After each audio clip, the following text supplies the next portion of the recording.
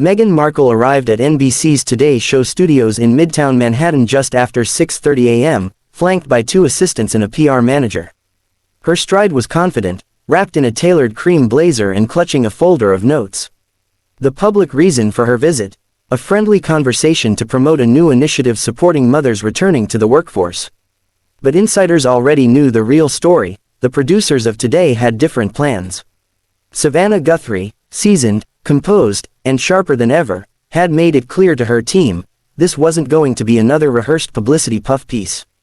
If Meghan's willing to speak to the public, she should be prepared for real questions, she reportedly told a producer during pre-show prep.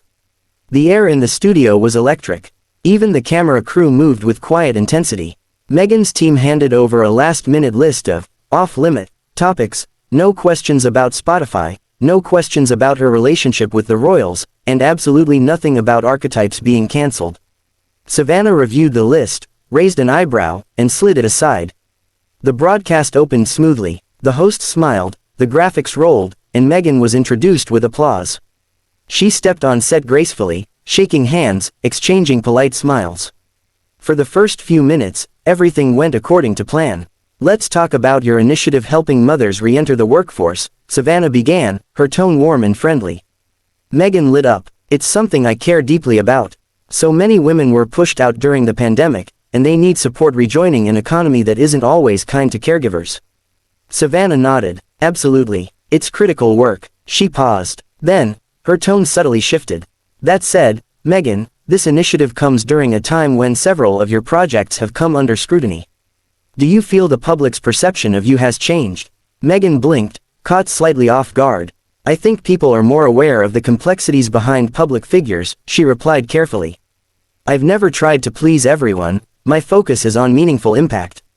Savannah leaned in slightly. "But when multi-million-dollar deals fall apart, and platforms like Spotify publicly cut ties, people wonder. Was there a disconnect between message and execution?" Meghan's smile faded. "I'm not here to relitigate business deals," she said, voice calm but tense. "I'm here to speak on behalf of women who don't get these kinds of opportunities.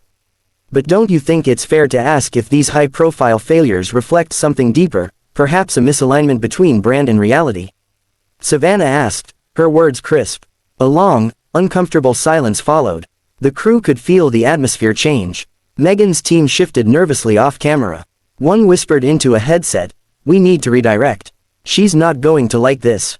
Meghan drew a breath. "This line of questioning is exactly what silences women. I'm not a brand, I'm a human being doing my best." Savannah didn't flinch, and many would agree with that. But when your public presence is built on visibility, transparency becomes part of the deal. The comment hit hard. Meghan's lips parted, as if to fire back, but she hesitated. Then, as if making a split-second decision, she began to unclip her mic. Off camera, chaos broke out. Producers waved frantically. A stagehand mouthed, "We're still live." Meghan stood up anyway, the wire tugging at her lapel. "I won't be ambushed," she muttered under her breath, loud enough to catch Savannah's mic. Savannah, poised, turned slightly to the camera. "We'll be right back after the break." But they weren't. As Meghan walked off, the feed abruptly cut to a black screen, then to a frantic set of commercials. The Today Show hadn't seen a moment that raw, that live, in years. And it wasn't over yet. Meghan Markle had barely disappeared behind the curtain when her team's phones exploded with texts, alerts, and panicked calls from media managers across both coasts. Her PR handler, red-faced and muttering under his breath, locked himself in a side hallway trying to get crisis control in motion. "We need a statement now, before this spirals," he hissed into the phone. But Meghan wasn't ready to talk. She sat stiffly in the green room, legs crossed, jaw tight, eyes scanning her reflection in the mirror with unreadable emotion.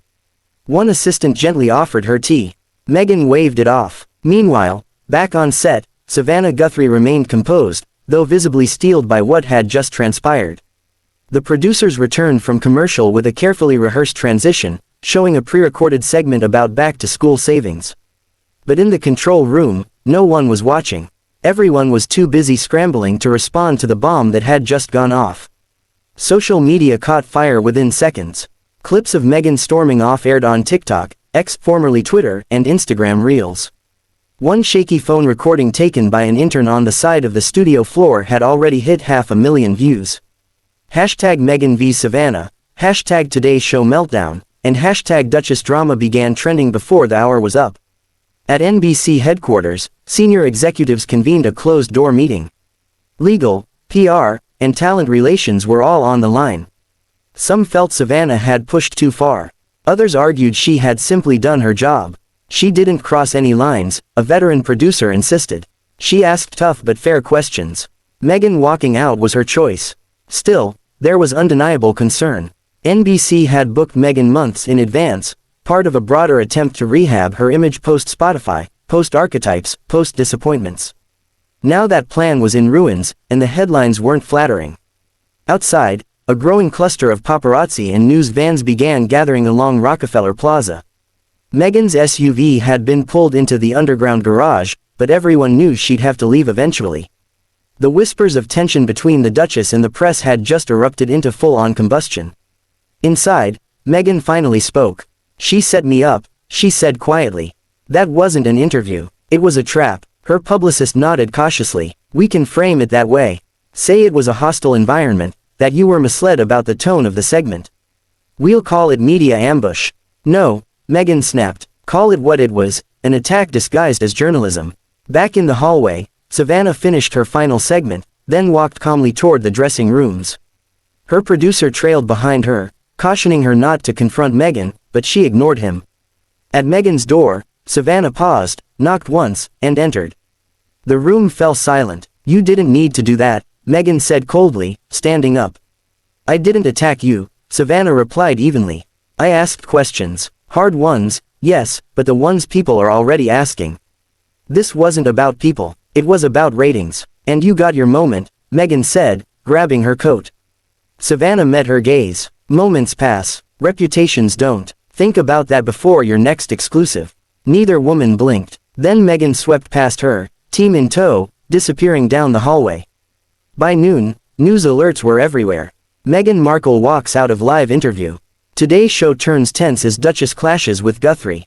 The videos now had millions of views. Pundits were lining up with opinions. And through it all, the world watched, split as ever. Some praised Savannah for holding Meghan accountable. Others condemned her for cornering a guest. But one thing was clear. The moment was unforgettable, and Meghan Markle had once again become the story. Iska I prompt Nicolo Auer highlights main ho jo amazing ho inspiring ho.